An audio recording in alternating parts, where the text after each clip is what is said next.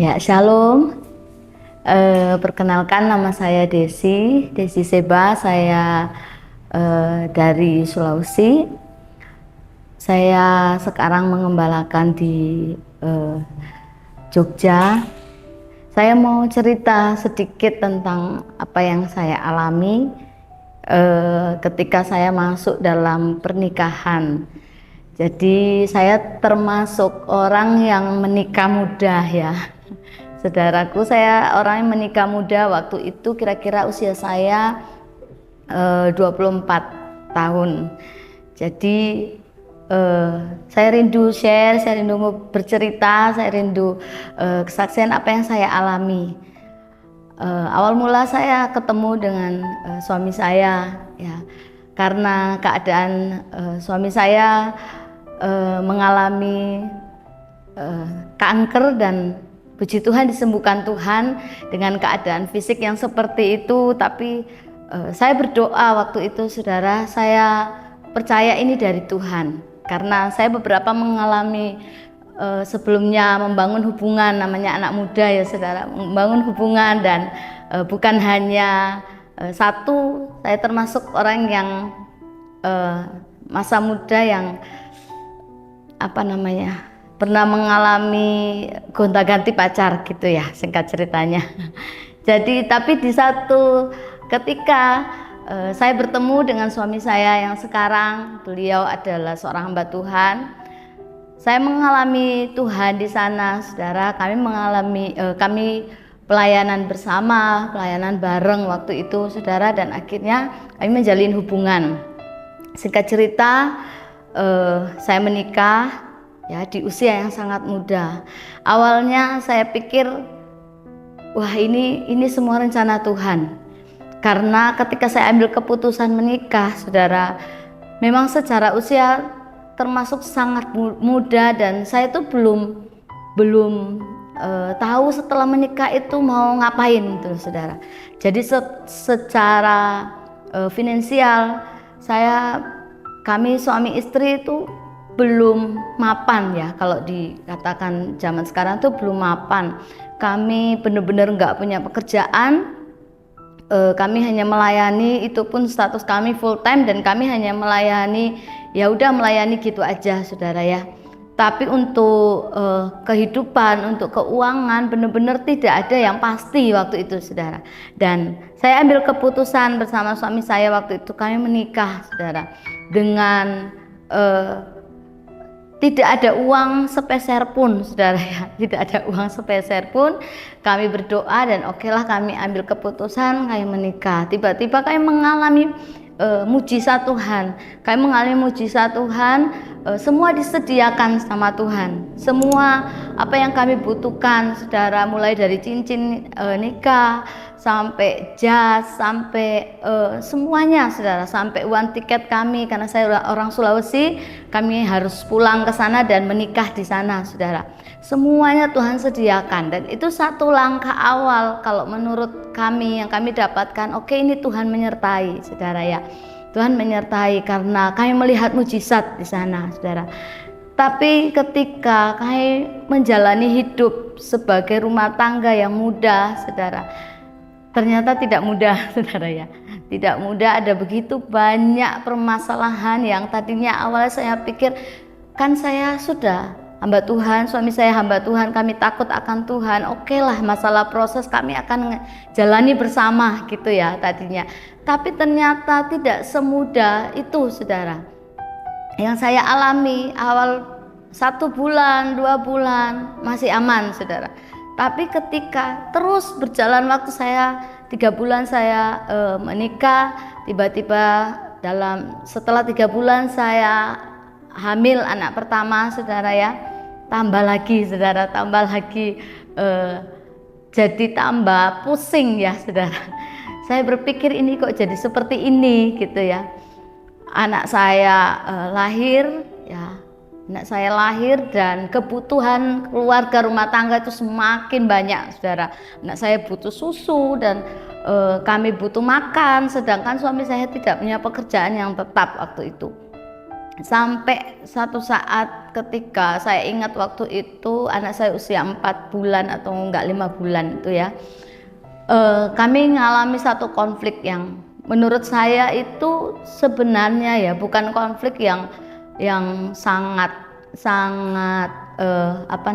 konflik yang biasa ya saudara, tentang karakter, tentang enggak begitu konflik yang wah banget tuh enggak saudara, tapi karena tekanan hidup ya, saya mengalami tekanan hidup yang mau beli susu anak itu sulit sekali, mau buat makan juga itu sulit sekali, sampai saya merasa kok berat sekali ya saudara, saya merasa kok berat sekali, sampai satu ketika kami mengalami konflik. Saya ingat itu waktu itu sore itu suami saya lagi pergi karena kami berantem, tiba-tiba suami saya pergi gitu aja saudara.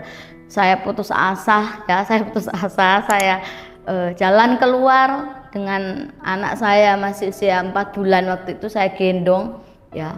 Saya tiba-tiba di hati saya, di pikiran saya itu niat saya pengen menghabisi hidup saya saudara. Saya tiba-tiba wah hidup kok sulit banget. Saya pikir saya udah melayani, saya menikah dengan hamba Tuhan, kami sama-sama takut akan Tuhan. Saya pikir, dan awal mula kami menikah itu pun saya melihat penyertaan Tuhan itu luar biasa. Saya pikir nggak seberat ini. Ternyata saudara, sangat-sangat berat. Saya mengalami itu, saya depresi. Dan waktu saya gendong anak saya itu, tiba-tiba di hati dan pikiran saya itu kayak ada yang ngomong, dan saya tahu itu si jahat ya saudara. Saat keadaan saya frustasi waktu itu, saya tiba-tiba ada yang ngomong, "Sudah, kamu bunuh diri aja, toh kalau kamu bunuh diri nanti suamimu menyesal dan segala macam," kayak gitu saudara. Akhirnya saya jalan waktu itu berdua sama anak saya gendong. Tiba-tiba di perjalanan itu saya lihat ada kali yang besar yang dekat rumah saya. Itu kali yang sangat besar. Saya sudah mau lompat waktu itu saudara, saya sudah berdiri di ujung kali itu saudara. Saya sudah mau lompat, saya pikir wah sudahlah, saya akan akhiri semuanya. Saya juga kasihan anak saya kalau seperti ini terus gitu ya. Tiba-tiba saudara, waktu saya mau lompat, saya tahu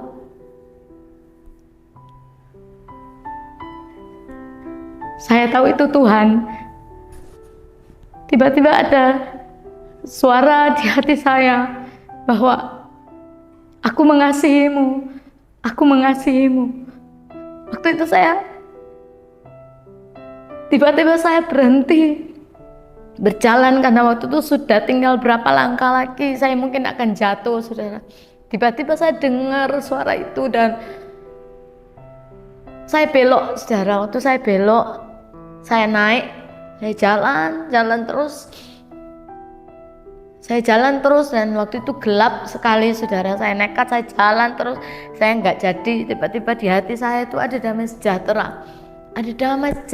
Saya percaya bahwa itulah Tuhan, itu Tuhan saudara.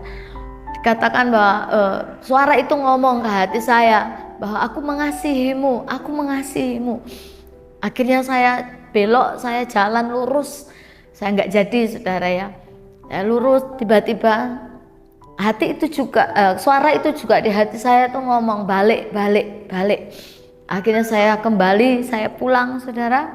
Saya pulang ke rumah saya dan saya percaya ketika ada niat jahat di hati saya percaya masih ada Roh Kudus yang mengontrol hidup saya waktu itu, dan karena kasih karunia, karena Tuhan, maka saya pulang. Saya nggak jadi saudara ya, saya nggak jadi.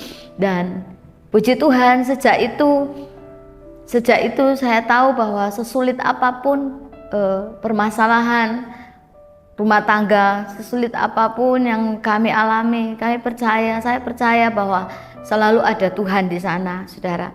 Saya hari ini, kesempatan ini saya cuma mau share, bagikan kepada saudara-saudara. Mungkin engkau mengalami hal yang sama yang seperti saya alami saudara. Percayalah bahwa masih ada Tuhan yang memegang setiap hidup kita. Mungkin pernah kita mengalami, kita salah ambil keputusan, salah melangkah. Percayalah bahwa ada Tuhan di sana. Dan kejadian dari semua apa yang saya alami, saya satu hal yang saya dapatkan bahwa terkadang kita itu tidak mempersiapkan segalanya itu dengan baik. Karena waktu itu saya berpikir bahwa oke lah, semua sudah ada, semua disediakan Tuhan. Saya mengalami mujizat, saya dan suami saya mengalami mujizat dalam pernikahan yang luar biasa, saudara. Tapi ketika menjalaninya, saya baru sadar dan saya baru mengerti bahwa Tuhan itu memang ada bekerja, tapi terkadang ada hal-hal yang harus kita persiapkan lebih, saudara. Wadah kita itu, mental kita itu, ya, hati kita itu harus lebih dulu dipersiapkan. Itu yang pertama, saudara, bahwa ketika kita ambil keputusan untuk berumah tangga, itu berarti kita sudah masuk dalam satu agenda Tuhan yang lebih besar lagi. Kalau mungkin sendiri kita boleh masuk dalam agenda Tuhan, berjalan bersama Tuhan, yaitu luar biasa. Tapi ketika kita ambil keputusan masuk dalam pernikahan, saya percaya itu ada agenda yang lebih besar lagi yang dipersiapkan Tuhan. Ada satu, ibaratnya satu kapal yang lebih besar lagi, dan ada dua pribadi yang disatukan di sana untuk sama-sama berjalan, untuk sama-sama melangkah. Dan saya baru mengerti, saya baru paham setelah kita beberapa tahun ini, sudah usia pernikahan kami sudah 14 tahun. Ya, kami mempunyai 2 orang anak, saudara, 2 orang anak, dan puji Tuhan berjalan waktu sekarang di rumah saya itu ada 17 orang, saudara ya. Ada dari berbagai pulau tinggal bersama kami, ada dari NTT, dari Sulawesi, dari Kalimantan, tinggal bersama saya dan suami saya. Dan saya percaya itu semua karena Tuhan. Orang yang awalnya, saya yang awalnya mau menghabiskan hidup saya karena menurut saya keputusan saya yang salah, dan saya tidak kuat dengan proses. Dan hari ini kami boleh tinggal bersama, ada sekitar 17 orang kami satu rumah. Saya percaya itu semua hanya karena kemurahan Tuhan, hanya karena kasih karunia Tuhan. Itu kesaksian saya, saudara. Mari persiapkan lebih hatimu, terutama buat anak-anak muda.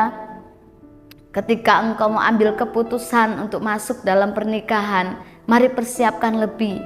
Tuhan bisa beracara, Tuhan bisa lakukan apapun, tapi bagian kita adalah mempersiapkan diri. Bagian kita adalah menunggu waktunya Tuhan yang tepat. Bagian kita adalah membuka hati untuk semuanya Tuhan yang atur. Bukan kehendak kita, tapi kehendak Tuhan. Bukan keinginan kita, tapi keinginan Tuhan. Karena saat pernikahan itu adalah panggilan Tuhan. Pernikahan itu adalah agenda Tuhan. Bukan keinginan kita, bukan agenda kita, tapi semuanya rencana Tuhan. Puji Tuhan, terima kasih. Tuhan Yesus memberkati.